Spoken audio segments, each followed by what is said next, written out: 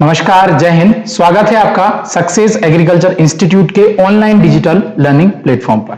मैं हूं संजय विश्वकर्मा और इस वीडियो में हम बात करेंगे खाद एवं उर्वरक यानी कि मैन्योर्स एंड फर्टिलाइजर से जुड़ी हुई कुछ इंपॉर्टेंट बातों के यहां पर हम जानने वाले हैं। काफी इंपॉर्टेंट ये टॉपिक रहने वाला है, तो वीडियो के साथ आखिरी तक बने रहिएगा।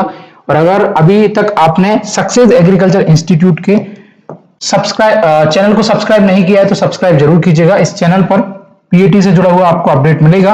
और अगर आप पीएटी या फिर आईसीएआर या फिर बीएचयू की तैयारी कर रहे हैं तो नीचे दिए गए डिस्क्रिप्शन बॉक्स में या फिर नीचे दी गई पट्टी पे आप संपर्क कर सकते हैं नंबर पर। तो यहां पर हम खाद एवं उर्वरक के बारे में जानने वाले हैं। काफी अच्छे ये टॉपिक है और एग्जाम में यहां से क्वेश्चन भी अच्छे से आते हैं। खाद एवं उर्वरक की ये टॉपिक है, ठीक है। तो सबसे पहले हम दो चार पॉइंट और जान लें जो कि पीएटी, आईसीआर और बीएचयू की परीक्षाओं में भी आता है, साथ में एग्रीकल्चरल कॉम्पिटिटिव एग्जाम में भी ये पूछा जाता है कि खाद क्या होता है और उर्वरक क्या होता है। बेसिक तो यहां से क्वेश्चन पूछेगा, ठीक है। इसको मैन्योर्स के नाम से जानते हैं, इसको फर्टिलाइजर के नाम से जानते हैं। तो खाद क्या होता है? खाद मतलब इसको किसान या फिर इसको एक क्षेत्र विशेष में तैयार किया जाता है, इसको इंडस्ट्री में तैयार नहीं किया जाता है। जबकि उर्वरक की बात करेंगे तो इसको इंडस्ट्री में तैयार किया जाएगा, ठीक है। दूसरा पॉइंट आपको क्या याद रखना है कि इसमें किसी भी प्रकार का रसायन नहीं होगा, किसी भी प्रकार का यहां पर केमिकल का उपयोग नहीं किया जाएगा, जबकि यहां पर रसायन का उपयोग किया जाएगा, ठीक है। यहां पर नहीं किया जाएगा और यहां पर किया जाएगा, ठीक है। इनके एग्जाम्पल की मैं बात करूं क्योंकि मैं बहुत शॉर्ट में बताना चाह रहा हूं, फिर अब मेन टॉपिक पे आएंगे हम। यहां पर इसके एग्जाम्पल की बात करूंगा तो फार्म यार्ड मैन्योर, ठीक है।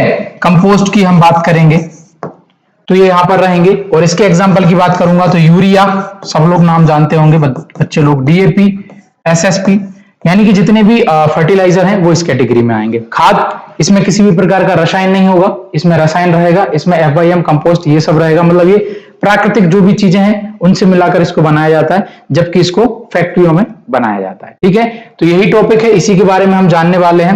बात करेंगे अब हम खाद एवं उर्वरक में। एक टॉपिक है आपका पोषक तत्व। पोषक तत्व की अगर हम बात करें, इसमें एक टॉपिक है पोषक तत्व।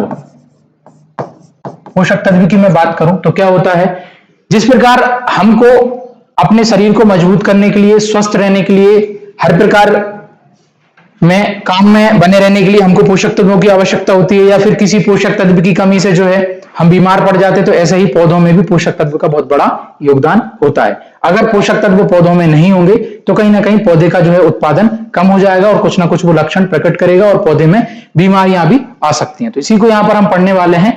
बात करें पोषक तत्व की तो पोषक तत्व आप समझ गए हैं, ठीक है। पोषक तत्व को लेकर आर्नन और स्टाउट, आर्नन और स्टाउट नाम के, ठीक है, वैज्ञानिक थे जिन्होंने 1939 में 1939 में तीन बातें बताई। काफी इंपॉर्टेंट है।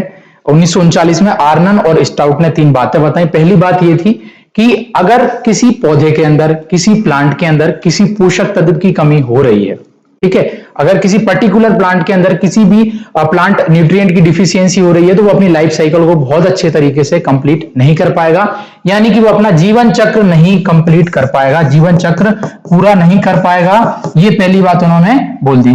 दूसरी बात बोली कि जिस पोषक तत्व की कमी हुई है, जिस एलिमेंट की प्लांट के अंदर डिफिशियंसी हुई है, उसी को देने पर, उसी की एप्लीकेशन करने पर ही वो अपनी कमी को, लक्षण को खत्म करेगा। इसका मतलब वो उनके लिए आवश्यक है, यानी कि जिस पोषक तत्व की कमी हुई है उसी पोषक तत्व को पौधे को देने पर ही वो अपने लक्षण जो है कमी के उनको खत्म करेगा और अपने जो जीवन चक्र है वो अच्छे ढंग से कर पाएगा। इसका मतलब वो उसके लिए आवश्यक है। दो बातें हो गई। तीसरी बात उन्होंने क्या कहा कि जितने भी पोषक तत्व हैं वो पौधे को प्रत्यक्ष एवं अप्रत्यक्ष रूप से सहारा देंगे, उसके जीवन चक्र को आगे बढ़ाने में हेल्प करेंगे। यानी कि चाहे वो मेटाबॉलिक एक्टिविटी हो, चाहे वो फोटोसिंथेसिस हो, प्रकाश संश्लेषण हो, इन सब के लिए पोषक तत्वों का एक बहुत बड़ा योगदान है। ये एग्जाम में पूछता है, सभी एग्जाम में पूछता है कि आर्नन और स्टाउट ने किन बातों को बताया था। तो तीन ही बातें उन्होंने बताए थे, तीन ही एसेंशियलिटी ऑफ क्राइटेरिया उन्होंने दिए थे। पहला कि पोषक तत्व जो है अगर कमी हो रही है तो वो अपनी लाइफ साइकिल को पूरा नहीं कर पाएगा, जिसकी कमी होगी उसी को देने पर वो अपनी कमी को पूरा कर पाएगा और जीवन चक्र को आगे बढ़ा पाएगा। तीसरा जो है, जितने भी एसेंशियल प्लांट न्यूट्रिएंट है या एसेंशियल न्यूट्रिएंट्स हैं वो क्या करेंगे, मेटाबॉलिक एक्टिविटी में और सारी क्रियाओं में पौधे को सहारा देंगे।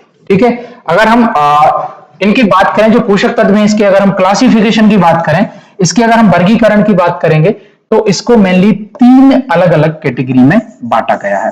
पहला होता है संरचनात्मक, ठीक है, पहला होता है आपका स्ट्रक्चरल, ठीक है, स्ट्रक्चरल एलिमेंट। दूसरा रहेगा आपका major essential plant nutrient, essential plant nutrient.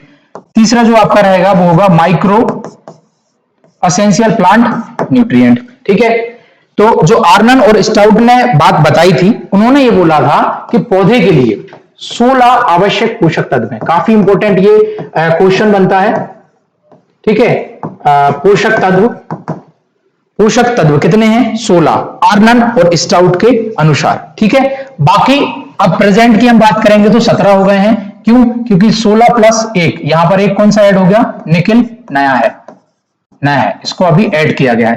पहले 16 थे, तो 16 की अगर मैं बात करूं, तो 16 में आपका जाएगा कैल्शियम, हाइड्रोजन, ऑक्सीजन, फिर उसके बाद नाइट्रोजन, फास्फोरस, पोटास, फिर उसके बाद आ जाएगा calcium, magnesium, sulphur.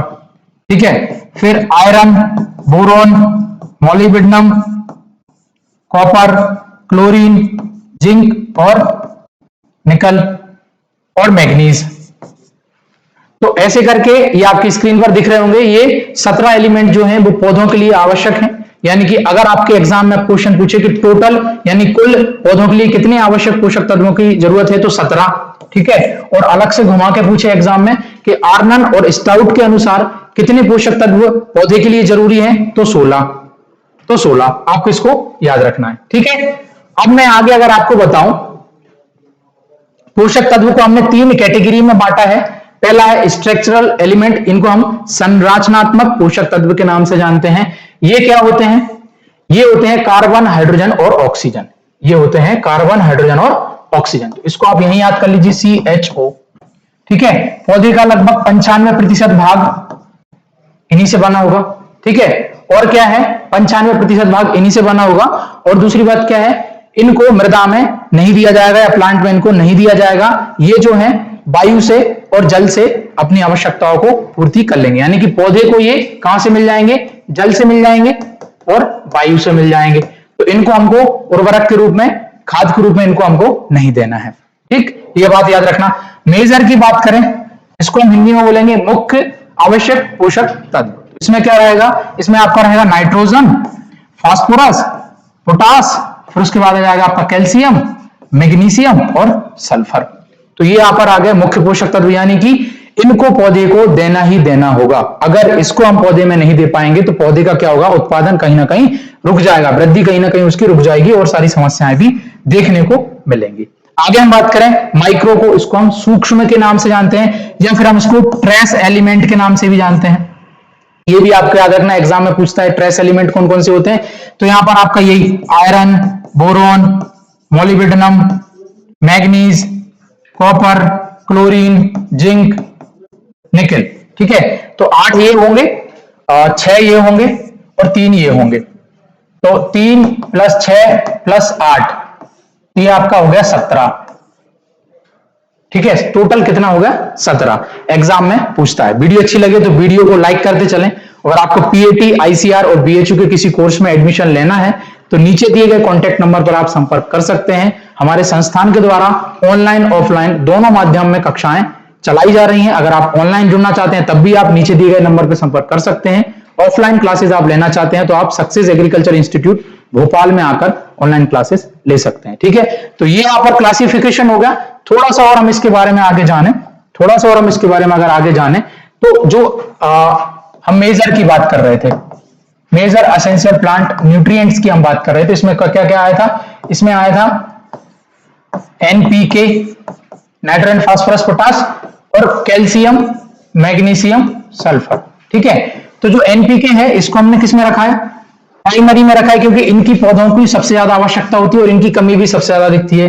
Calcium magnesium sulphur को किसमें रखा है, तो हमने इनमें सेकेंडरी प्लांट न्यूट्रिएंट में रखा है। काफी इंपॉर्टेंट है, एग्जाम में पूछता है। ठीक है, इसके बाद माइनर की बात करें या फिर माइक्रो की बात करें, तो माइक्रो में वही है सब, माइक्रो में वही है जो 8 एलिमेंट है। ठीक है, आयरन, कॉपर, क्लोरीन, ये सब यहां पर होने वाले हैं। ठीक है, तो ये आज का टॉपिक था।